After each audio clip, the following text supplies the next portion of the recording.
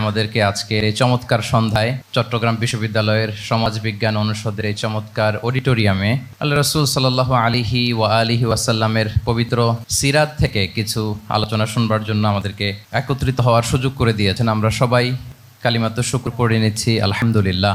যে টপিকটির উপর আজকের সিরাত প্রোগ্রামে কিছু কথা আমি উপস্থাপন করবার চেষ্টা করব সেটা হচ্ছে প্রফিটিক লিডারশিপ, অর্থাৎ নবুবী নেতৃত্ব। আল্লাহ রাসূল সাল্লাল্লাহু আলাইহি ওয়াসাল্লামের নেতৃত্বের ধরন কেমন ছিল, কৌশলগুলো কেমন ছিল, স্ট্র্যাটেজি কেমন ছিল, রূপরেখা কেমন ছিল, এবং সেখান থেকে লেসন নিয়ে বর্তমান নেতৃত্বকে আমরা কিভাবে আরো ডেভেলপ করতে পারি, ইমপ্রুভ করতে পারি, এ নিয়ে সামান্য কিছু কথা আজকের এই প্রোগ্রামে আমি উপস্থাপন করার চেষ্টা করব ইনশাআল্লাহ বিইذনিল্লাহ। তো মূল আলোচনাতে যাওয়ার আগে আমাদের শুরুতে নেতৃত্ব জিনিসটা কি, what is leadership, what is the essence of leadership, এই বিষয়টা ক্লিয়ার হইতে হবে। এটা ক্লিয়ার হলে আমরা পুরো আলোচনাটা খুব ভালো করে উপভোগ করতে পারবো ইনশাআল্লাহ।